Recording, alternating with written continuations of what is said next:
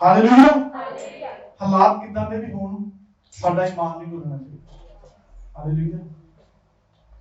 बड़ा वधिया ते प्यारा गीत है, मिठा, जो असीं इस वर्ड नूं सुणदे हां, लफज नूं सुणदे हां कि मेरा ईमान है जिहड़ा वो नहीं डुलना चाहिए, साडा विश्वास नहीं डुलना चाहिए। हालात किदां दे भी होण, हालात बड़े बड़े इस जगह ते बने हुए ने कि बड़े खराब ही ने हर एक दी जिंदगी दे विच, पर हालात ने जिहड़े उन्हां नूं परमेश्वर बेहतर करदा। हालेलुया। सो पर वो बेहतर किदां हुंदे ने, अज असीं उस चीज़ के बारे देखांगे कि हालात ने जिहड़े बने हुए ने असीं उन्हां नूं बेहतर किदां कर सकदे। बेहतर करने लिए अज असीं डिफरेंस देखांगे दो चीज़ों के विच, दो चीज़ों के विच डिफरेंस देखांगे कि असीं हालातां नूं किस तरह बेहतर कर सकते हैं। और दो हालात इस तरह के होंगे कि एक चीज़ असीं देखांगे कि अज मैं अपनी मर्जी के नाल कुछ करना चाहां, एक हो सकती है कि मैं हालात को बदल सकता, दूसरी ये हो सकती है कि मैं परमेश्वर की मर्जी मुताबिक करा तो फिर हालात बदल सकते। हालेलुया। सो मेरे टॉपिक का जिहड़ा मेन टाइटल ये होगा कि असीं डिफरेंस की है साडी मर्जी दे विच ते परमेश्वर की मर्जी। What is the difference between our will and the lord. Hallelujah. ते असीं उस चीज़ को देखांगे ते असीं उस दे लई, क्योंकि असीं मसीह दे विच हां, असीं मसीह दे बच्चे हां, असीं चुने हुए हां, ते जदों असीं चुने जाने हां, उहदे विच वधदी जाने हां, असीं उहदे विच वधदे जाने हां। हालात भी आंदे ने, परतावे भी आउंदे ने, दुख भी आउंदे ने, तकलीफां भी आउंदियां ने, खुशी भी आउंदी है, आनंद भी आउंदे, शांति भी आउंदी है, हर एक चीज़ आउंदी है। पर उस समय ते असीं अगर किसी हालात दे विच इस तरह दे विच फसे हुए हां जां इस सिचुएशन दे विचों दी निकल रहे हां, जिहड़ी सिचुएशन नूं असीं अपनी मर्जी दे नाल हैंडल करने की कोशिश कर रहे हां, तां उहदा नुकसान की है, ते जे असीं परमेश्वर दे हत्थां दे विच दिंदे हां तां उहदा फायदा की है। असीं एक कहानी देखांगे ते उहदे कहानी दे विचों असीं सीखांगे ते नाल नाल उहनूं पढ़ के अपनी जिंदगी च लागू भी करांगे। ते असीं दो राजियां दी किताब ਉਹਦਾ 18ਵਾਂ ਚੈਪਟਰ ਤੇ ਮੈਂ ਹਿਜਕੀਆ ਪਾਤਸ਼ਾਹ ਦੇ ਬਾਰੇ ਅੱਜ ਗੱਲਬਾਤ ਕਰਾਂਗਾ। ਅਸੀਂ ਸਾਰੇ ਜਾਣਦੇ ਹਾਂ ਕਿ ਹਿਜਕੀਆ ਪਾਤਸ਼ਾਹ ਨੇ ਇਜ਼ਰਾਈਲ ਦਾ ਦੋ ਰਾਜਿਆਂ ਦੀ ਕਿਤਾਬ ਉਹਦੇ 18ਵੇਂ ਚੈਪਟਰ ਦੇ ਵਿੱਚ, ਠੀਕ ਹੈ, ਤਾਂ ਅਸੀਂ ਉਹਦੀ ਜਿਹੜੀ ਪਹਿਲੀ ਆਇਤ ਨੂੰ ਦੇਖਾਂਗੇ ਜਦੋਂ ਪਾਤਸ਼ਾਹ ਬਣਿਆ ਸੀਗਾ, ਠੀਕ ਹੈ, ਕਿ ਉਹ ਆਹਾਜ਼ ਦਾ ਪੁੱਤਰ ਸੀਗਾ। ਆਹਾਜ਼ ਜਿਹੜਾ ਅਸ਼ੂਰ ਦੇ, ਜਦੋਂ ਅਸ਼ੂਰ ਦਾ ਸਮਾਂ ਸੀ, ਅਸ਼ੂਰ ਦੇ ਜਿਹੜਾ ਪਾਤਸ਼ਾਹ ਸੀਗਾ ਉਹਦੀ ਇੱਕ ਤਰ੍ਹਾਂ ਦੀ ਗੁਲਾਮੀ ਨਹੀਂ ਕਹਿ ਸਕਦੇ, ਪਰ ਉਹਦੀ ਕਹਿੰਦੇ ਹਾਂ ਦੇ ਹਾਂ ਵਿੱਚ ਸੀਗਾ कि जो अशूर के पातशाह करते होंदे सी, जो मूर्तियां जो भी गल्लां बातां कहनू करते सी, तो आहाज सी जिहड़ा वो करदा हुंदा सीगा। पर जदों आहाज तो बाद उहदा पुत्र हिजकिय्याह ने पातशाह बनिया तां उहने उस चीज़ां नूं सारियां नूं नकारिया जो उहदा पिता करदा सीगा। उहने सारियां चीज़ां नूं नकारता उहने कीता कि उहने ਉਹ ਯਹੋਵਾ ਇਜ਼ਰਾइल ਦੇ ਪਰਮੇਸ਼ਰ ਉੱਤੇ ਭਰੋਸਾ ਰੱਖਦਾ ਸੀ, ਇੱਥੋਂ ਤਾਈਂ ਕਿ ਉਸਦੇ ਪਿੱਛੋਂ ਯਹੂਦਾ ਦੇ ਸਾਰੇ ਪਾਤਸ਼ਾਹ ਵਿੱਚੋਂ ਇੱਕ ਵੀ ਉਸ ਵਰਗਾ ਨਾ ਹੋਇਆ। ਹਿਜਕੀਆ ਦੀ ਗੱਲ ਹੋ ਰਹੀ ਹੈ ਇੱਥੇ ਕਿ ਉਹਦੇ ਵਰਗਾ ਕੋਈ ਵੀ ਨਹੀਂ ਸੀਗਾ, ਇਸ ਤਰ੍ਹਾਂ ਦਾ ਪਾਤਸ਼ਾਹ ਬਣਿਆ ਹੋ, ਨਾ ਉਸ ਤੋਂ ਪਹਿਲਾਂ ਕੋਈ ਆਇਆ ਤੇ ਨਾ ਉਸ ਤੋਂ ਬਾਅਦ ਕੋਈ ਸੀਗਾ। ਹਾਲੇਲੂਇਆ। ਉਹ ਯਹੋਵਾ ਦੇ ਨਾਲ ਚਿੰਬੜਿਆ ਰਿਹਾ ਅਤੇ ਉਹਦੇ ਪਿੱਛੇ ਤੁਰਨੋਂ ਨਾ ਹਟਿਆ, ਪਰ ਉਹਨੇ ਉਹਦੇ ਹੁਕਮਾਂ ਨੂੰ ਮੰਨਦਾ ਰਿਹਾ ਜਿਹੜੇ ਯਹੋਵਾ ਨੇ ਮੂਸਾ ਨੂੰ ਦਿੱਤੇ ਸਨ, ਅਤੇ ਯਹੋਵਾ ਉਹਦੇ ਅੰਗ ਸੰਗ ਰਿਹਾ ਅਤੇ ਜਿੱਥੇ ਕਿਤੇ ਉਹ ਗਿਆ ਉਸ ਦਾ ਜਾਣਾ ਸਫਲ ਹੋਇਆ ਅਤੇ ਉਹ ਅਸ਼ੂਰ ਦੇ ਪਾਤਸ਼ਾਹ ਤੋਂ ਬੇਮੁਖ ਹੋ ਗਿਆ ਅਤੇ ਉਹਦੇ ਅਧੀਨ ਨਾ ਰਿਹਾ। ਜਿਵੇਂ ਅਸੀਂ ਗੱਲ ਕੀਤੀ ਕਿ ਜੋ ਉਹਦਾ ਪਿਤਾ ਕਰ ਰਿਹਾ ਸੀਗਾ ਉਹਦਾ ਵਿਸ਼ਵਾਸ ਸੀ ਜਿਹੜਾ ਪੂਰਾ ਦਾ ਪੂਰਾ ਪਰਮੇਸ਼ਰ ਦੇ ਉੱਤੇ ਸੀਗਾ, ਯਹੋਵਾ ਦੇ ਉੱਤੇ ਸੀਗਾ। ਤਾਂ ਜਦੋਂ ਉਹਦਾ ਪੂਰਾ ਵਿਸ਼ਵਾਸ ਉਹਦੇ ਉੱਤੇ ਸੀਗਾ, ਜੋ ਉਸ ਸਮੇਂ ਇਜ਼ਰਾइल ਦੇ ਵਿੱਚ ਉਹਦਾ ਪਿਤਾ ਜੋ ਕਰਵਾ ਰਿਹਾ ਸੀਗਾ, ਜੋ ਮੂਰਤੀਆਂ ਬਣੀਆਂ ਹੋਈਆਂ ਸੀ ਜਾਂ ਉੱਥੇ ਜੋ ਵੀ ਉਹ ਕਰ ਰਹੇ ਸੀ ਕੰਮ, ਠੀਕ ਹੈ, ਜੋ ਅਸ਼ੂਰ ਦੇ ਮੁਤਾਬਕ ਸਹੀ ਸੀ ਸ਼ਾਇਦ, ਠੀਕ ਹੈ, ਜਾਂ ਕਹਿ ਲਓ ਉਹਨਾਂ ਦੇ ਮੁਤਾਬਕ ਸਹੀ ਹੋ ਸਕਦਾ, ਪਰ ਯਹੋਵਾ ਦੇ ਮੁਤਾਬਕ ਸਹੀ ਨਹੀਂ ਸੀ। ਤਾਂ ਉਹਨੇ ਕੀ ਕੀਤਾ, ਉਹਨਾਂ ਸਾਰੀਆਂ ਚੀਜ਼ਾਂ ਨੂੰ ਉੱਥੋਂ ਹਟਾ ਦਿੱਤਾ। ਹਟਾ ਕੇ ਉਹਨੇ ਅਸ਼ੂਰ ਦੇ ਪਾਤਸ਼ਾਹ ਦੇ ਅਧੀਨਗੀ ਸੀਗੀ ਉਸ ਅਧੀਨਗੀ ਨੂੰ ਵੀ ਹਟਾ ਦਿੱਤਾ ਕਿ ਮੈਂ ਪਾਤਸ਼ਾਹ ਇਜ਼ਰਾइल ਦਾ ਤੇ ਮੈਂ ਪਾਤਸ਼ਾਹੀ ਹੈ ਜਿਹੜੀ ਉਹ ਯਹੋਵਾ ਦੇ ਮੁਤਾਬਕ ਕਰਨੀ ਚਾਹਾਂਗਾ, ਜਿਵੇਂ ਮੇਰਾ ਯਹੋਵਾ ਮੈਨੂੰ ਕਹੇਗਾ ਮੈਂ ਉਸ ਮੁਤਾਬਕ ਕਰਨੀ ਚਾਹਾਂਗਾ। ਪਰ ਇਸ ਪਾਤਸ਼ਾਹੀ ਦੇ ਚੱਲਦੇ ਚੱਲਦੇ ਉਹਨੇ ਇੱਕ ਗਲਤੀ ਕੀਤੀ। ਇਸ ਪਾਤਸ਼ਾਹੀ ਦੇ ਚੱਲਦੇ ਚੱਲਦੇ ਅਸੀਂ ਪੜ੍ਹਿਆ, ਦੇਖੋ ਕਿ ਇੱਥੋਂ ਤਾਈਂ ਕਿ ਉਸਦੇ ਪਿੱਛੋਂ ਯਹੂਦਾ ਸਾਰੇ ਪਾਤਸ਼ਾਹ ਵਿੱਚੋਂ ਇੱਕ ਵੀ ਉਸ ਵਰਗਾ ਨਾ ਹੋਇਆ ਸੀ ਤੇ ਨਾ ਕੋਈ ਹੋਇਆ, ਨਾ ਤਾਂ ਉਹਦੇ ਪਿੱਛੋਂ ਹੋਇਆ ਤੇ ਨਾ ਹੋਇਆ ਸੀਗਾ। ਇਸ ਤਰ੍ਹਾਂ ਦਾ ਸੀਗਾ ਉਹ ਪਾਤਸ਼ਾਹ। ਸਾਰੀਆਂ ਮੂਰਤੀਆਂ ਸਭ ਕੁਝ ਜੋ ਸਹੀ ਨਹੀਂ ਸੀ ਯਹੋਵਾ ਦੇ ਮੁਤਾਬਕ ਉਹਨੇ ਉਸ ਇਜ਼ਰਾइल ਦੇਸ਼ ਦੇ ਵਿੱਚੋਂ ਕਿ ਬਾਹਰ ਕਰ ਦਿੱਤੀਆਂ, ਸਭ ਸਮਾਪਤ ਕਰ ਦਿੱਤਾ। ਅਸ਼ੂਰ ਦੇ ਨਾਲ ਰਿਸ਼ਤਾ ਤੋੜ ਦਿੱਤਾ ਕਿ ਅਸ਼ੂਰ ਦੇ ਮੁਤਾਬਕ ਉਹ ਕੁਝ ਨਹੀਂ ਕਰੇਗਾ, ਜੋ ਉਹਦਾ ਯਹੋਵਾ ਨੂੰ ਕਰਾਵੇਗਾ ਉਸ ਮੁਤਾਬਕ ਕਰੇਗਾ। ਪਰ ਉਹਦੇ ਚੱਲਦੇ ਚੱਲਦੇ ਉਹਨੇ ਆਪਣੀ ਮਰਜ਼ੀ ਕੁਝ ਥੋੜੀ ਜਿਹੀ ਪੂਰੀ ਕਰਨ ਦੀ ਕੋਸ਼ਿਸ਼ ਕੀਤੀ। ਪਾਤਸ਼ਾਹ ਸੀਗਾ, ਕਰ ਸਕਦਾ ਸੀਗਾ, पर ਜਿਹੜੀ ਮਰਜ਼ੀ ਉਹਨੇ ਪੂਰੀ ਕਰਨ ਦੀ ਕੋਸ਼ਿਸ਼ ਕੀਤੀ। ਕਈ ਵਾਰ ਅਸੀਂ ਵੀ ਇਸ ਤਰ੍ਹਾਂ ਦੇ ਹਾਲਾਤ ਦੇ ਵਿੱਚ ਫਸੇ ਹੁੰਦੇ, ਕਈ ਵਾਰ ਅਸੀਂ ਉਸ ਮਰਜ਼ੀ ਨੂੰ ਪੂਰੀ ਨਹੀਂ ਕਰਦੇ। ਕਈ ਵਾਰ ਹਾਲਾਤ ਸਿਚੁਏਸ਼ਨ ਇਸ ਤਰ੍ਹਾਂ ਦੀ ਬਣ ਜਾਂਦੀ ਹੈ ਕਿ ਕਿਸੇ ਵੀ ਸਿਚੁਏਸ਼ਨ ਦੇ ਵਿੱਚ ਅਸੀਂ ਹੋਈਏ। ਦੋ ਚਾਰ ਮੇਰੇ ਭੈਣ ਭਰਾ ਆਏ, ਠੀਕ ਹੈ, ਉਹਨਾਂ ਨੇ ਸਾਡੇ ਕੰਨਾਂ ਦੇ ਵਿੱਚ ਕੋਈ ਗੱਲਾਂ ਬਾਤਾਂ ਕੀਤੀਆਂ ਤੇ ਅਸੀਂ ਜੋ ਪਰਮੇਸ਼ਰ ਦੀ ਮਰਜ਼ੀ ਮੁਤਾਬਿਕ ਚੱਲ ਰਹੇ ਹੁੰਦੇ ਹਾਂ, ਅਸੀਂ ਉਸ ਮਰਜ਼ੀ ਤੋਂ ਕਿ ਥੋੜਾ ਜਿਹਾ ਸਾਈਡ ਤੇ ਹੋ ਜਾਂਦੇ ਹਾਂ। ਫਿਰ ਅਸੀਂ ਉਹ ਮਰਜ਼ੀ ਨੂੰ ਪੂਰੀ ਕਰਦੇ ਹਾਂ ਜਿਹੜੀ ਸਾਡੀ ਹੈ, ਜਿਹੜੀ ਉਹ ਲੋਕਾਂ ਦੀ ਮਰਜ਼ੀ ਹੈ। ਅਸੀਂ ਉਹ ਲੋਕਾਂ ਦੀ ਮਰਜ਼ੀ ਤੇ ਆਪਣੀ ਮਰਜ਼ੀ ਨੂੰ ਪੂਰੀ ਕਰਨ ਦੇ ਪਿੱਛੇ ਲੱਗੇ ਜਾਂਦੇ ਹਾਂ। ਜਿਵੇਂ ਕਿ ਹਿਜ਼ਕੀਆ ਨੇ ਕੀਤਾ। ਅੱਛਾ ਸੀਗਾ, ਪਾਤਸ਼ਾਹ ਸੀਗਾ, ਸਭ ਕੁਝ ਯਹੋਵਾ ਦੇ ਮੁਤਾਬਕ ਕਰ ਰਿਹਾ ਸੀਗਾ। ਯਹੋਵਾ ਦਾ ਡਰ ਭੈ ਉਹਦੇ ਅੰਦਰ ਸੀਗਾ, ਉਹ ਯਹੋਵਾ ਦੀ ਉਪਾਸਨਾ ਵੀ ਕਰਦਾ ਸੀਗਾ, ਠੀਕ ਹੈ, ਉਹ ਹਰ ਸਮੇਂ ਪ੍ਰਾਰਥਨਾ ਦੇ ਵਿੱਚ ਵੀ ਲੱਗਾ ਰਹਿੰਦਾ ਸੀਗਾ ਤੇ ਸਾਰੇ ਇਜ਼ਰਾਈਲ ਨੂੰ ਉਹਨੇ ਪਰਮੇਸ਼ਰ ਦੀ ਮਹਿਮਾ ਦੇ ਲਈ ਕੀ ਹੈ ਉਤਸ਼ਾਹ ਕੀਤਾ ਕਿ ਅਸੀਂ ਸੱਚੇ ਪਰਮੇਸ਼ਰ ਯਹੋਵਾ ਦੀ ਉਪਾਸਨਾ ਕਰਿਆ ਕਰਾਂਗੇ। ਉਸ ਚੀਜ਼ ਦੇ ਵਿੱਚ ਲੱਗਾ ਰਿਹਾ। ਪਰ ਜੋ ਉਹਨੇ ਮਰਜ਼ੀ ਸੀਗੀ, ਜਿਹੜੇ ਉਹਦੇ ਸਲਾਹਕਾਰ ਸੀਗੇ,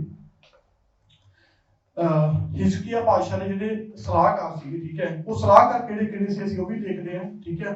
ਜਦੋਂ ਅਸੀਂ 18ਵਾਂ ਚੈਪਟਰ ਪੜ੍ਹਦੇ ਉਹਦੇ ਵਿੱਚ ਲਿਖਿਆ ਕਿ ਇੱਕ ਮਹਿਲ ਦਾ ਜਿਹੜਾ ਇੱਕ ਮੁਖਤਿਆਰ ਸੀ ਉਹ ਕੌਣ ਸੀਗਾ? ਅਲਮਾਯਕੀਮ ਅਤੇ ਸ਼ਬਨਾ ਮਨੀਮ ਅਤੇ ਅਸਾਫ ਦਾ ਪੁੱਤਰ ਯੋਆਫ ਲਖਾਈ, ਠੀਕ ਹੈ। ਇਹ ਸਾਰੇ ਕਿਹੜੇ ਸੀਗੇ? ਉਹਦੇ ਸਲਾਹਕਾਰ ਸੀ।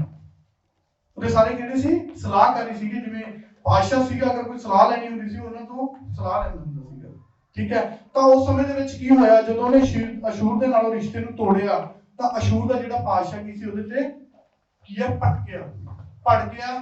ਉਹ ਘਬਰਿਆ ਉਸ ਚੀਜ਼ ਦੇ ਉੱਤੇ ਕਿ ਇਹਨੇ ਮੇਰੇ ਨਾਲ ਇਸ ਤਰ੍ਹਾਂ ਕਿੱਦਾਂ ਕੀਤਾ।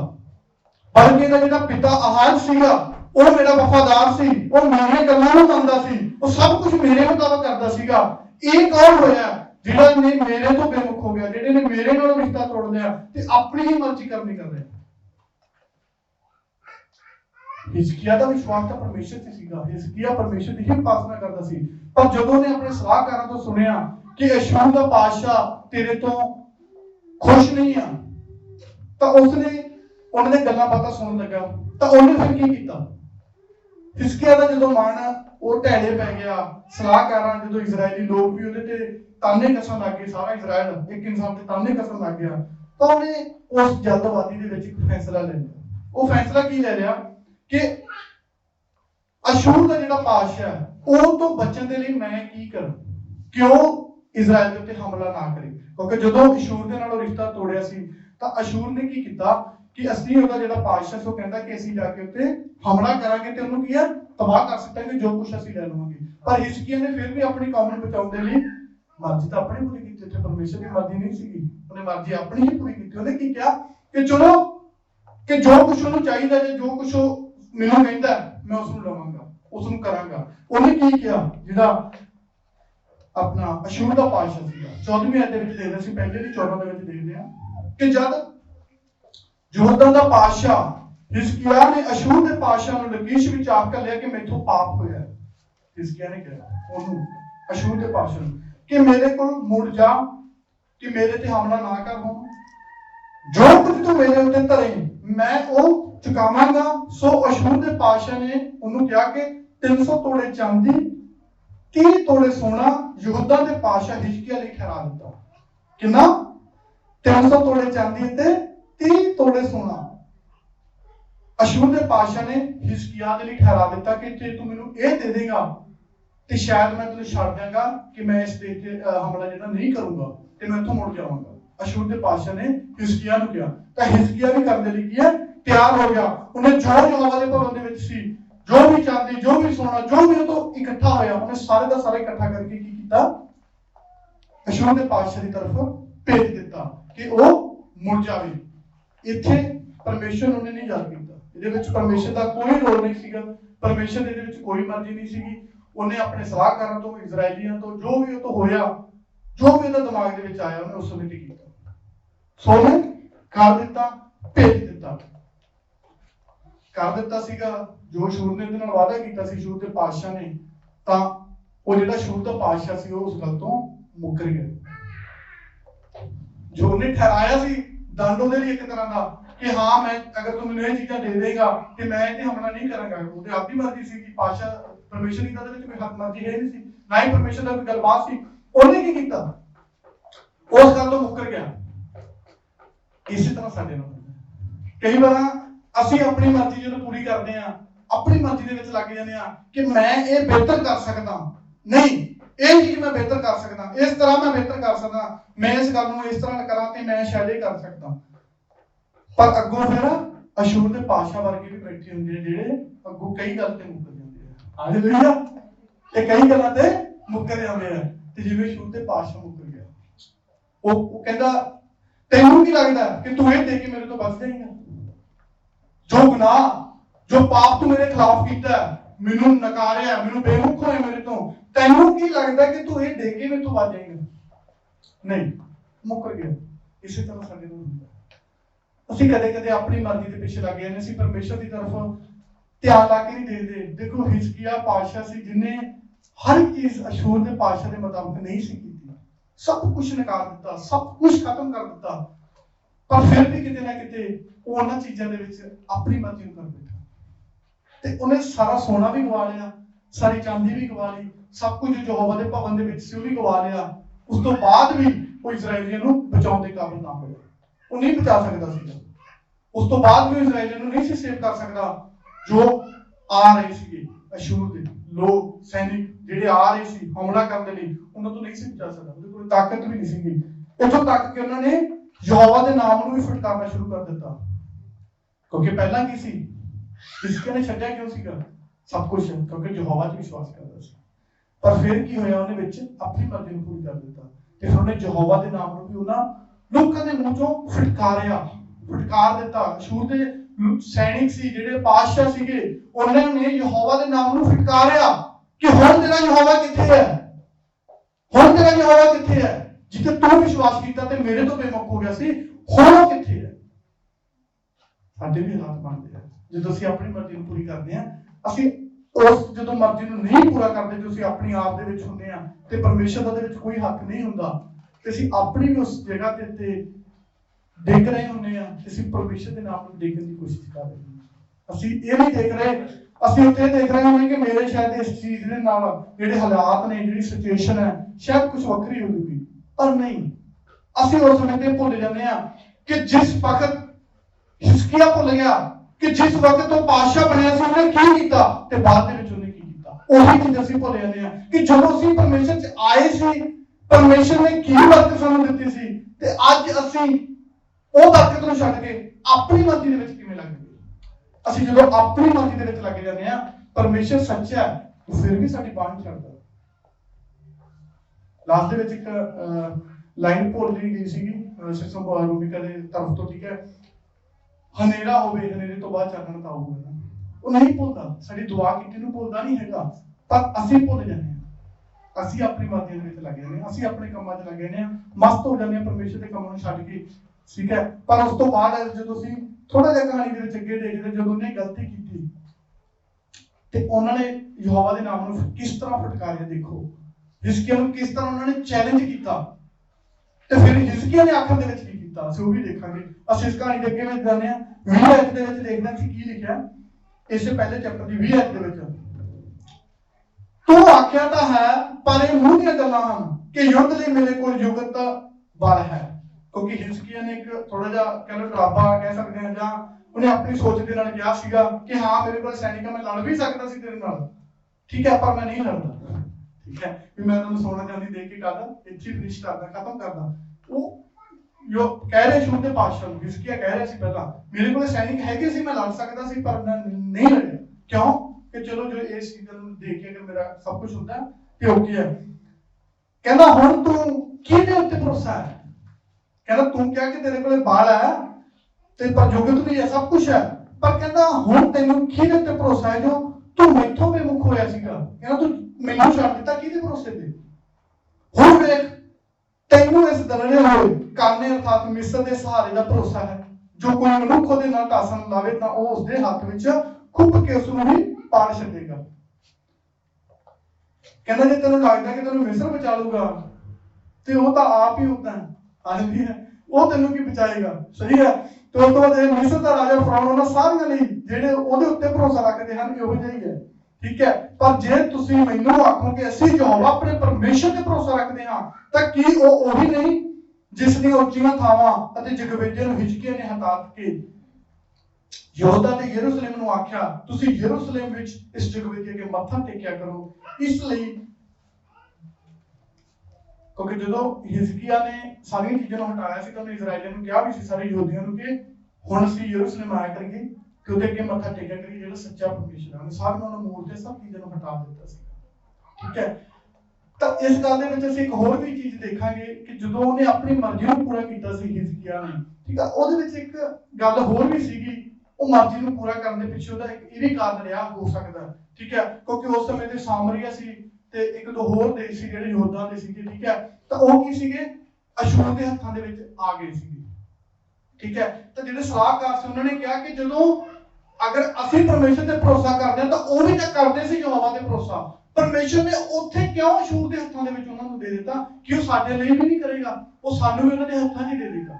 ਇਸ ਕਰਕੇ ਹਿਜ਼ਕੀਆ ਨੇ ਫੈਸਲਾ ਕੀਤਾ ਕਿ ਅਗਰ, ਪਰ ਹਿਜ਼ਕੀਆ ਨੇ ਨਾਲ ਇਹ ਵੀ ਗੱਲ ਕਹੀ ਕਿਉਂਕਿ ਉਹਦਾ ਵਿਸ਼ਵਾਸ ਯਹੋਵਾ ਤੇ ਸੀਗਾ। ਉਹਨੇ ਕਿਹਾ ਕਿ ਨਹੀਂ, ਉਹਨਾਂ ਨੇ ਪਾਪ ਕੀਤਾ ਸੀਗਾ, ਉਹਨਾਂ ਨੇ ਪਾਪ ਕੀਤਾ ਸੀ, ਇਸ ਕਰਕੇ ਉਹਨਾਂ ਨੂੰ ਹੱਥਾਂ ਦੇ ਦਿੱਤਾ, ਪਰਮੇਸ਼ਰ ਸਾਡੀ ਬਰਕਤ ਦੇਗਾ। ਪਰ ਨਹੀਂ, ਉਸ ਸਲਾਹਕਾਰ ਨੇ ਉਹਦੀ ਆਵਾਜ਼ ਨੂੰ ਉਹਨਾਂ ਉੱਪਰ ਦੀ ਉੱਠਣ ਦਿੱਤਾ, ਉਹਨਾਂ ਦਾ ਪ੍ਰਭਾਵ ਜ਼ਿਆਦਾ ਪੈ ਗਿਆ ਤੇ ਹਿਜ਼ਕੀਆ ਨੇ ਫੈਸਲਾ ਕਰ ਦਿੱਤਾ। ਠੀਕ ਹੈ, ਤੇ ਜਿਵੇਂ ਉਸ ਤੋਂ ਬਾਅਦ ਦੇਖੋ ਇੱਥੋਂ ਤੱਕ ਵੀ ਉਹਨਾਂ ਨੇ ਚੈਲੰਜ ਕੀਤਾ ਹਿਜ਼ਕੀਆ ਨੂੰ, ਸਭ ਕੁਝ ਦੇਣ ਤੋਂ ਬਾਅਦ ਵੀ, ਸਾਰਾ ਕੁਝ ਕਰਨ ਤੋਂ ਬਾਅਦ ਵੀ, ਉਹਨਾਂ ਨੂੰ ਸਭ ਕੁਝ ਸੋਨਾ ਚਾਂਦੀ ਦੇਣ ਤੋਂ ਬਾਅਦ ਵੀ, ਜਦੋਂ ਸ਼ੁਰੂ ਤੇ ਪਾਤਸ਼ਾਹ ਨੇ ਕਿਹਾ ਸੀਗਾ ਕਿ ਅਸੀਂ ਹਮਲਾ ਕਰਨ ਲਈ ਆ ਰਹੇ ਹਾਂ, ਇੱਕ ਏਦਾਂ ਚੈਲੰਜ ਕੀਤਾ। ਤੇ ਉਸ ਸਮੇਂ ਤੇ ਦੇਖੋ, ਅਗਰ ਅਸੀਂ ਉਸ ਸਮੇਂ ਤੇ ਉਸ ਜਗ੍ਹਾ ਤੇ ਅਸੀਂ ਪਾਤਸ਼ਾਹ ਹੁੰਦੇ, ਅਸੀਂ ਹਿਜ਼ਕੀਆ ਦੀ ਜਗ੍ਹਾ ਤੇ ਹੁੰਦੇ, ਅਸੀਂ ਕੀ ਕਰ ਸਕਦੇ ਸੀ? ਦੇਖੋ ਉਹਨਾਂ ਨੇ ਚੈਲੰਜ ਕੀਤਾ, ਕਹਿੰਦਾ ਇਸ ਲਈ ਹੁਣ ਮੇਰੇ ਸਵਾਮੀ ਦੇ ਆਇਤ ਦੇ ਵਿੱਚ ਦੇਖਦੇ ਹਾਂ ਕਿ ਮੇਰੇ ਸਵਾਮੀ ਅਸ਼ੂਰ ਦੇ ਪਾਤਸ਼ਾਹ ਦੇ ਨਾਲ ਸ਼ਰਤ ਲਾ ਕਿ ਮੈਂ ਤੈਨੂੰ 2000 ਘੋੜੇ ਦਿੰਦਾ ਹਾਂ ਕਿ ਤੂੰ ਉਹਨਾਂ ਉੱਤੇ ਆਪਣੇ ਵੱਲੋਂ ਸਵਾਰ ਬਿਠਾ ਸਕੇਗਾ ਕਿ ਨਹੀਂ। ਕਿਉਂਕਿ ਜੋ ਹਿਜ਼ਕੀਆ ਨੇ ਕੀ ਕਿਹਾ ਸੀ ਕਿ ਮੇਰੇ ਕੋਲੇ ਤਾਕਤ ਸੀਗੀ, ਬਲ ਸੀਗਾ, ਸਭ ਕੁਝ ਮੈਂ ਹਮਲਾ ਕਰ ਸਕਦਾ ਸੀ। ਉਹਨਾਂ ਨੇ ਚੈਲੰਜ ਕੀਤਾ ਕਿ 2000 ਘੋੜਸਵਾਰ ਅਸੀਂ ਤੈਨੂੰ ਦਿੰਦੇ ਘੋੜੇ ਕਿ ਤੂੰ ਉਹਨਾਂ ਦੇ ਉੱਤੇ ਆਪਣੇ ਸੈਨਿਕਾਂ ਨੂੰ ਬਿਠਾ, ਕਿ ਤੂੰ ਕਰ ਸਕਦਾ, ਕਿ ਤੇਰੇ ਕੋਲ ਇੰਨੇ ਸੈਨਿਕ ਵੀ ਹੈ ਕਿ ਤੂੰ 2000 ਘੋੜਿਆਂ ਦੇ ਉੱਤੇ ਵੀ ਬਿਠਾ ਸਕੇ। ਉਹਦੇ ਕੋਲ ਨਹੀਂ ਸੀ ਕਿ ਉਹ ਬਿਠਾ ਸਕੇ। ਕਿਹਦੇ ਨਾਮ ਉੱਤੇ ਉਹ ਹੋਇਆ? ਯਹੋਵਾ ਦੇ ਨਾਮ। ਕਿਉਂ?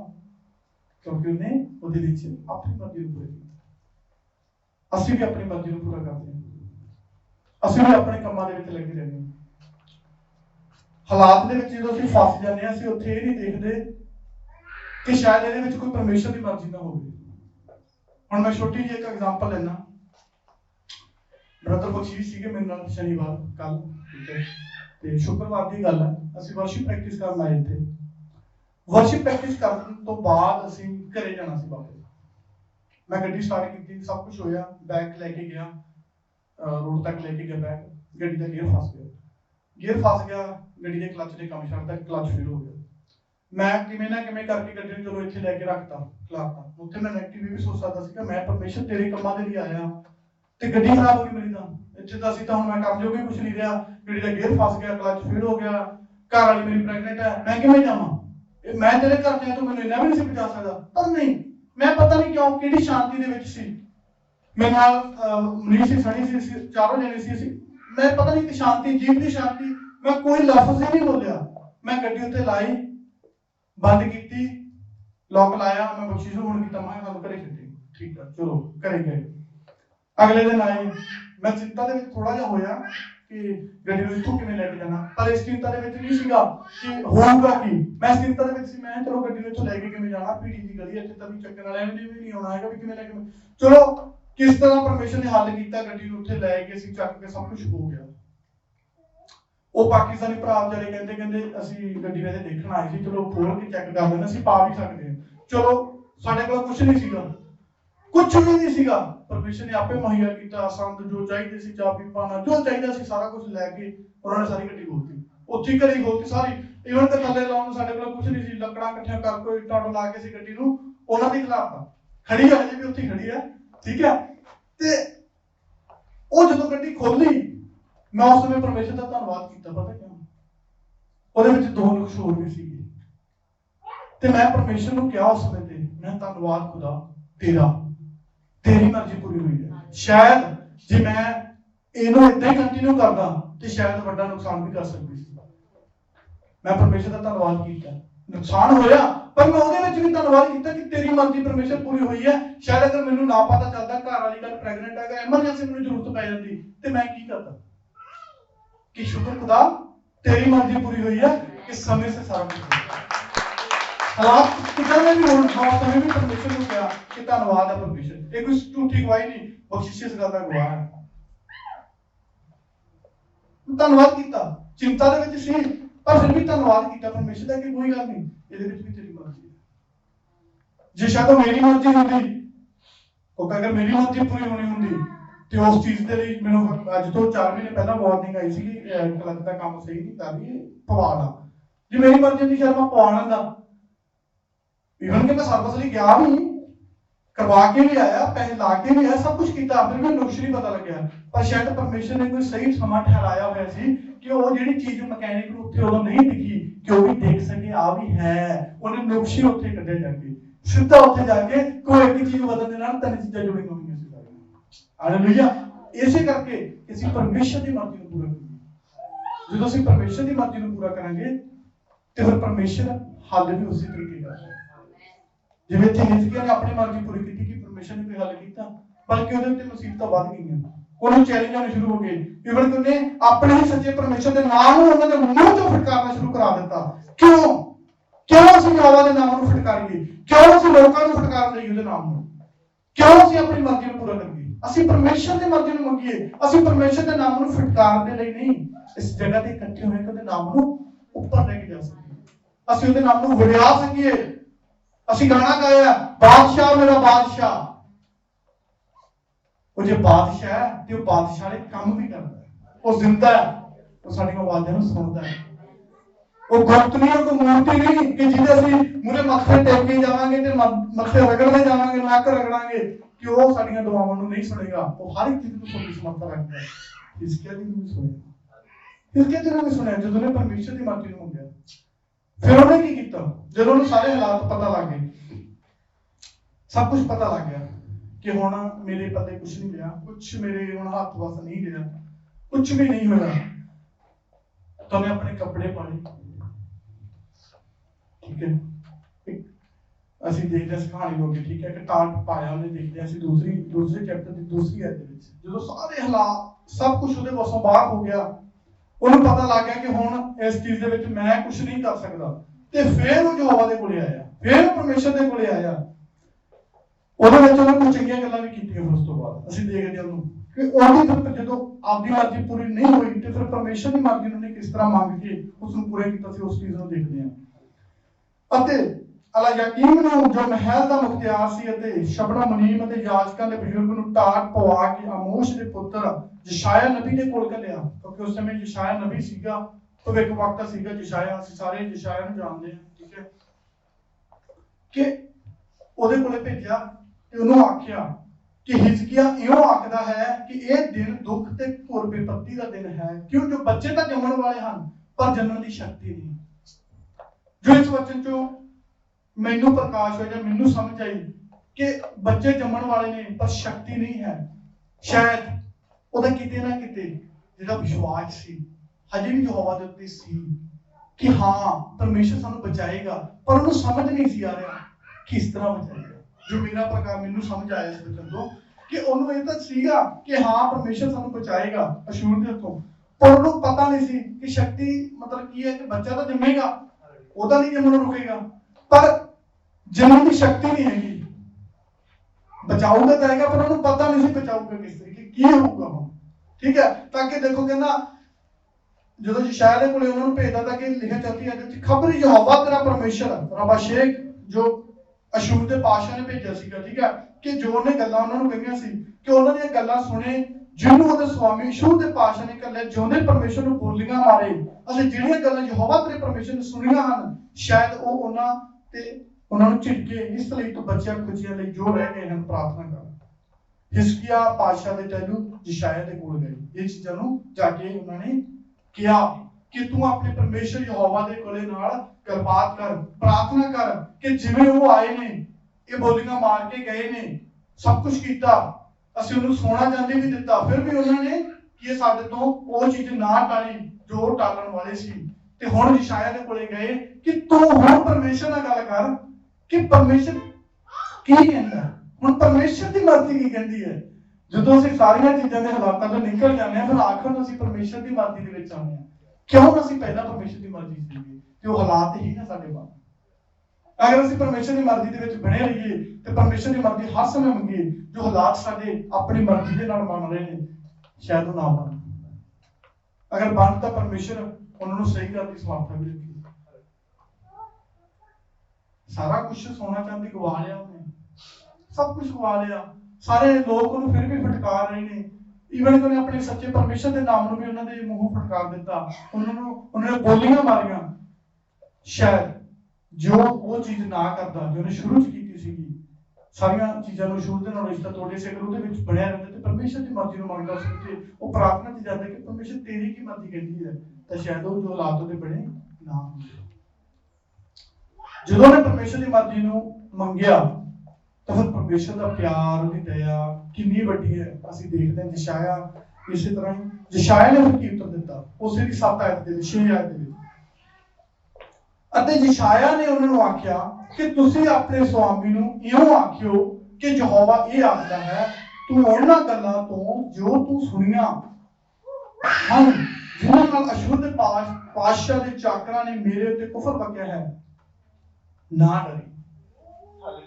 ਨਾ ਡਰੀ ਕਿ ਜੋ ਬੋਲ ਕੇ ਗਏ ਨੇ ਹਮਲਾ ਕਰਾਂਗੇ, ਤਬਾਹ ਕਰ ਦਾਂਗੇ ਜੀ, ਐਂ ਕਰ ਦਾਂਗੇ, ਜੋ ਵੀ ਕਰ ਰਹਾ ਕੁਛ ਵੀ ਬੋਲ ਕੇ ਗਏ, ਤੂੰ ਨਾ ਡਰੀ, ਤੂੰ ਨਾ ਡਰੀ। ਸਾਡੇ ਲਈ ਵੀ ਹੈ, ਨਾ ਡਰੋ, ਨਾ ਡਰੋ, ਨਾ ਡਰੋ ਹਾਲਾਤਾਂ ਤੋਂ, ਸਿਚੁਏਸ਼ਨਾਂ ਤੋਂ। ਜੇ ਤੁਹਾਡੀ ਜ਼ਿੰਦਗੀ ਦੇ ਵਿੱਚ ਪਰਮੇਸ਼ਰ ਦੀ ਮਰਜ਼ੀ ਬਣੀ ਹੋਈ ਹੈ, ਉਹ ਬਰਕਰਾਰ ਹੈ, ਉਹਦੀ ਆਤਮਾ ਤੁਹਾਡੀ ਜ਼ਿੰਦਗੀ ਦੇ ਵਿੱਚ ਕੰਮ ਕਰ ਰਹੀ ਹੈ, ਤਾਂ ਨਾ ਡਰੋ, ਤਾਂ ਨਾ ਡਰੋ। ਜੇ ਪਰਮੇਸ਼ਰ ਦੀ ਮਰਜ਼ੀ ਤੁਹਾਡੀ ਜ਼ਿੰਦਗੀ 'ਚ ਹੈ ਤਾਂ ਨਾ ਡਰੋ, ਕਿਉਂਕਿ ਪਰਮੇਸ਼ਰ ਕਦੇ ਸ਼ਰਮਿੰਦਾ ਨਹੀਂ ਹੋਣ ਦਿੰਦਾ। ਠੀਕ ਹੈ, ਤਾਂ ਦੇਖੋ ਉਹਨੇ ਕੀ ਕਿਹਾ, ਜੋ ਬੋਲ ਕੇ ਗਏ ਉਹਨਾਂ ਤੋਂ ਨਾ ਡਰ। ਵੇਖ ਹੁਣ ਯਹੋਵਾ ਕਹਿ ਰਿਹਾ ਯਸ਼ਾਇਆ ਦੇ ਥਰੂ ਕੀ ਕਹਿ ਰਿਹਾ, ਕਹਿੰਦਾ ਉਹ ਅਸ਼ੂਰ ਦਾ ਪਾਤਸ਼ਾਹ ਜਿਹੜਾ ਆ ਰਿਹਾ ਤੇਰੇ ਤੇ ਚੜ੍ਹਾਈ ਕਰਨ ਦੇ ਲਈ, ਤੇਰੇ ਤੇ ਹਮਲਾ ਕਰਨ ਦੇ ਲਈ, ਹੁਣ ਉਹਦੇ ਨਾਲ ਮੈਂ ਕੀ ਕਰੂੰਗਾ। ਦੇਖ ਤੂੰ ਤਾਂ ਡਰੀ ਨਾ। ਹੁਣ ਪਰਮੇਸ਼ਰ ਦੀ ਮਰਜ਼ੀ ਦੇਖੋ, ਵੇਖ ਮੈਂ ਉਹਦੇ ਵਿੱਚ ਇੱਕ ਅਜਿਹੀ ਰੂਹ ਪਾਵਾਂਗਾ, ਕਿਉਂ ਆਵਾਜ਼ ਸੁਣ ਕੇ ਆਪਣੇ ਦੇਸ਼ ਨੂੰ ਮੁੜ ਜਾਵੇਗਾ ਅਤੇ ਮੈਂ ਉਹਨੂੰ ਉਸੇ ਦੇ ਦੇਸ਼ ਵਿੱਚ ਤਲਵਾਰ ਨਾਲ ਡੇਗ ਦਿਆਂਗਾ। ਹਾਲੇਲੂਇਆ। ਦੇਖੋ ਅਗਰ ਅਸੀਂ ਇਸ ਵਚਨ ਨੂੰ ਧਿਆਨ ਲਾ ਕੇ ਇਸ ਚੀਜ਼ ਨੂੰ ਦੇਖਦੇ ਹਾਂ, ਇਸ ਵਚਨ ਦੇ ਵਿੱਚ ਤਾਕਤ ਦੇਖੋ। ਇੰਨੇ ਲੱਖਾਂ ਸੈਨਿਕ ਆ ਰਹੇ ਹੋਣ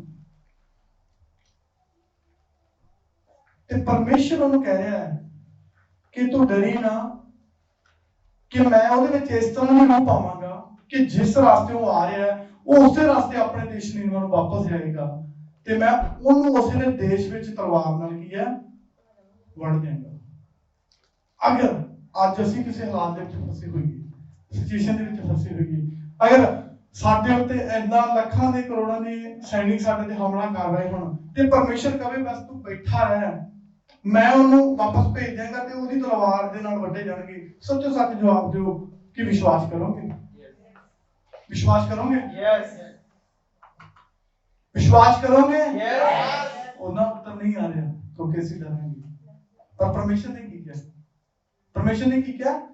ਨਾ ਡਰੀ।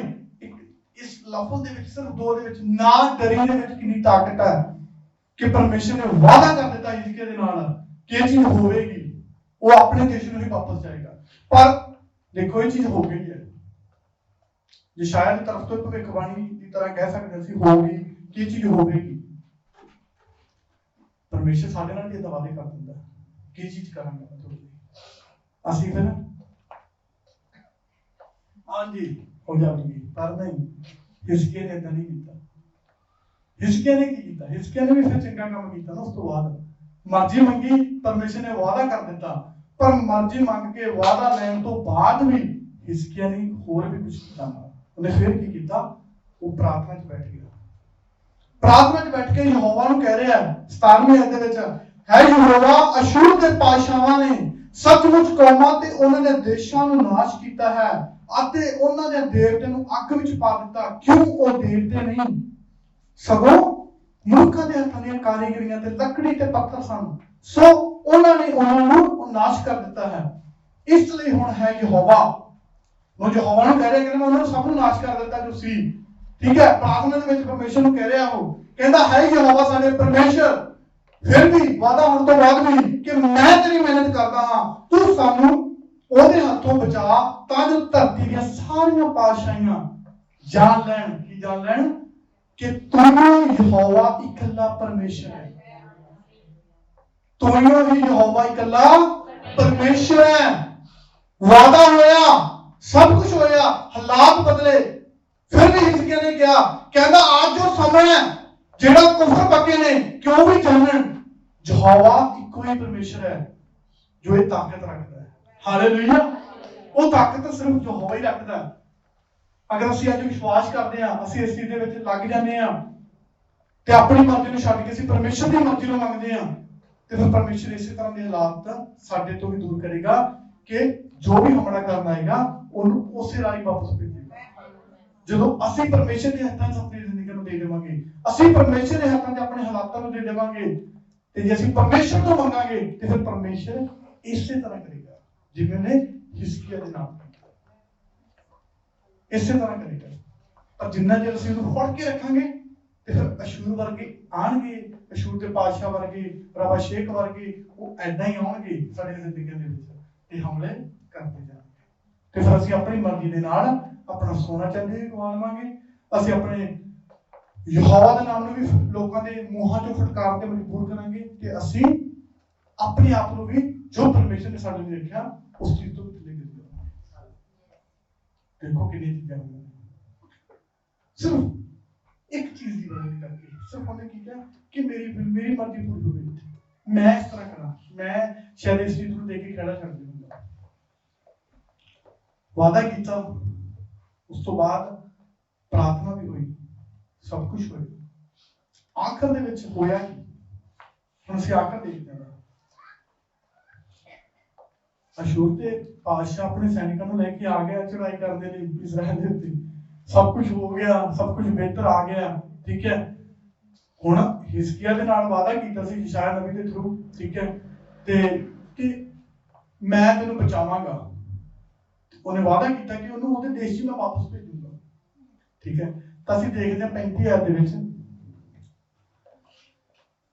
ਉਪਰੰਤ ਦੇਖੋ, ਜਦੋਂ ਇਹ ਵਚਨ ਮੈਂ ਪੜ੍ਹਾ, ਕਿਉਂਕਿ ਦੇਖੋ ਉਸ ਸਮੇਂ ਹਿਜ਼ਕੀਆ ਨੇ ਇੱਕ ਗੱਲ ਕਹੀ ਸੀ, ਕਿ ਕਿਸੇ ਦੀ ਯਾਦ ਹੈ, ਹਿਜ਼ਕੀਆ ਨੇ ਕਿਹਾ ਸੀ ਕਿ ਨਾ ਬੱਚਾ ਤਾਂ ਜੰਮਣ ਵਾਲਾ ਹੈ। ਬੱਚਾ ਜੰਮਣ ਵਾਲਾ ਪਰ ਕੀ ਨਹੀਂ ਹੈ? ਜੰਮਣ ਦੀ ਸ਼ਕਤੀ ਨਹੀਂ ਹੈਗੀ। ਬੱਚਾ ਤਾਂ ਜੰਮਣ ਵਾਲਾ ਪਰ ਸ਼ਕਤੀ ਨਹੀਂ ਹੈ। ਠੀਕ ਹੈ, ਵੀ ਉਹ ਕਿਸ ਤਰ੍ਹਾਂ ਹੋਊਗਾ ਉਹਨੂੰ ਪਤਾ ਸੀ। ਫਿਰ ਯਸ਼ਾਇਆ ਦੇ ਦੁਆਰਾ ਇਹ ਵਚਨ ਵੀ ਹੋ ਗਿਆ ਕਿ ਅਸ਼ੂਰ ਦੇ ਪਾਤਸ਼ਾਹ ਨੂੰ ਵਾਪਸ ਨਿਨਵਾ ਦੇ ਵਿੱਚ ਭੇਜੇਗਾ। ਉੱਥੇ ਉਹਨੂੰ ਉੱਥੇ ਹੀ ਉਹਦੀ ਹੀ ਤਲਵਾਰ ਦੇ ਨਾਲ ਕੀ ਉੱਥੇ ਉਹ ਕੀ ਹੈ, ਉਹਦੀ ਤਲਵਾਰ ਦੇ ਨਾਲ ਨਹੀਂ ਕਿ ਤਲਵਾਰ ਦੇ ਨਾਲ ਉਹਨੂੰ ਵੱਢ ਸੁੱਟੇਗਾ, ਹੋ ਜਾਏਗਾ। ਹਿਜ਼ਕੀਆ ਨੇ ਪ੍ਰਾਰਥਨਾ ਵੀ ਕੀਤੀ ਉਸ ਚੀਜ਼ ਦੇ ਲਈ, ਸਭ ਕੁਝ ਹੋਇਆ। ਇੰਨੇ ਸੈਨਿਕ ਨੇ ਇਜ਼ਰਾਈਲ ਕੋਲ ਤਾਂ ਨਹੀਂ ਸੀਗੇ ਨਾ, ਕਿਉਂਕਿ ਉਹਨਾਂ ਨੂੰ ਤਾਂ ਚੈਲੰਜ ਕੀਤਾ ਕਿ 2000 ਘੋੜਸਵਾਰ ਵੀ ਦਿੰਦੇ ਆ ਕਿ ਤੂੰ ਇਹਨਾਂ ਦੇ ਸੈਨਿਕ ਆਪਣੇ ਬਿਠਾ। ਉਹਦੇ ਕੋਲ ਤਾਂ ਉਹਨੇ ਸੈਨਿਕ ਵੀ ਨਹੀਂ ਸੀ ਕਿ ਉਹਨਾਂ ਦੇ ਉੱਤੇ ਘੋੜਿਆਂ ਦੇ ਉੱਤੇ ਬਿਠਾ ਸਕੇ। ਤੇ ਸੋਚੋ ਇੰਨੇ ਬੰਦੇ ਆ ਰਹੇ ਆ, ਸਾਹਮਣੇ ਤੋਂ ਆ ਰਹੇ। ਹੁਣ ਯਹੋਵਾ ਕਹ ਰਿਹਾ ਮੈਂ ਸਭ ਕੁਝ ਕਰ ਦੂੰਗਾ, ਤੂੰ ਡਰੀ ਆ, ਜੋ ਕੁਝ ਬੋਲ ਕੇ ਗਏ ਆ ਉਹ। ਇਸ ਹਾਲਾਤ ਦੇ ਵਿੱਚ, ਇਸ ਕਸ਼ਮਕਸ਼ ਦੇ ਵਿੱਚ ਅਸੀਂ ਫਸ ਗਏ, ਉੱਥੇ ਮੈਂ ਰਹਿ ਗਿਆ। ਫਿਰ ਉੱਥੇ ਵੀ ਹਿਜ਼ਕੀਆ ਸ਼ਾਇਦ ਆਪਣੀ ਮਰਜ਼ੀ ਪੂਰੀ ਕਰ ਸਕਦਾ ਸੀ, ਹਨਾ, ਪਰ ਉਹ ਫਿਰ ਡਟਿਆ ਰਿਹਾ ਕਿਉਂਕਿ ਉਹਨੂੰ ਪਤਾ ਲੱਗ ਗਿਆ ਕਿ ਪਹਿਲਾਂ ਮੈਂ ਆਪਣੀ ਮਰਜ਼ੀ ਦੇ ਨਾਲ ਕੀ ਕਰ ਲਿਆ। ਪਰ ਉਹ ਫਿਰ ਬਣ ਗਿਆ ਕਿ ਨਹੀਂ, ਇਸ ਵਾਰੀ ਪਰਮੇਸ਼ਰ ਦੀ ਮਰਜ਼ੀ ਪੂਰੀ ਹੋਵੇ। ਇਸ ਵਾਰੀ ਪਰਮੇਸ਼ਰ ਨੇ ਜੋ ਕਿਹਾ ਉਹ ਆਪਣੇ ਵਾਅਦੇ ਤੇ ਖੜਾ ਰਹੇ।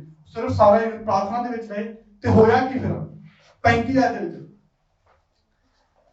ਉਪਰੰਤ ਇਹ ਹੋਇਆ ਉਸੇ ਰਾਤ ਯਹੋਵਾ ਦੇ ਦੂਤ ਨੇ, ਕੋਈ ਇਨਸਾਨ ਨਹੀਂ ਨਿਕਲ ਕੇ ਆਇਆ ਉੱਥੋਂ, ਯਹੋਵਾ ਦਾ ਦੂਤ ਆਇਆ। ਉਹਨੇ ਨਿਕਲ ਕੇ ਅਸ਼ੂਰੀਆਂ ਦੇ ਡੇਰੇ ਵਿੱਚ 1,85,000 ਮਾਰੇ। ਤੇ ਜਦ ਲੋਕ ਤੜਕੇ ਉੱਠੇ, ਉੱਥੇ ਲੋਥਾਂ ਹੀ ਲੋਥਾਂ। ਹਾਲੇਲੂਇਆ। ਕੀ ਸੀ ਉੱਥੇ? ਲੋਥਾਂ ਹੀ ਲੋਥਾਂ। ਉਹਨੇ ਪਰਮੇਸ਼ਰ ਦੀ ਮਰਜ਼ੀ ਨੂੰ ਮੰਗਿਆ ਤੇ ਉੱਥੇ ਉਹ 1,84,000 ਸਿਰਫ ਇੱਕ ਦੂਤ ਨੇ ਮਾਰਤੀ। ਪਹਿਲਾਂ ਉਹਨੇ ਆਪਣੀ ਮਰਜ਼ੀ ਮੰਗੀ, ਉਹਨੇ ਸਾਰਾ ਕੁਝ ਗਵਾ ਲਿਆ। ਸਾਨੂੰ ਫਰਕ ਦਾ ਪਤਾ ਲੱਗਿਆ। ਇਹੋ ਅਸ਼ੂਰ ਦੇ ਪਾਤਸ਼ਾਹ ਦੇ ਨਾਲ ਵੀ ਹੋਇਆ ਕਿ ਅਸ਼ੂਰ ਦਾ ਪਾਤਸ਼ਾਹ ਵੀ ਕਿਸੇ ਸਨਬੀਰ ਤੋਂ ਤੁਰ ਪਿਆ ਤੇ ਮੁੜ ਕੇ ਨੀਨਵੇ ਵਿੱਚ ਜਾ ਰਿਹਾ।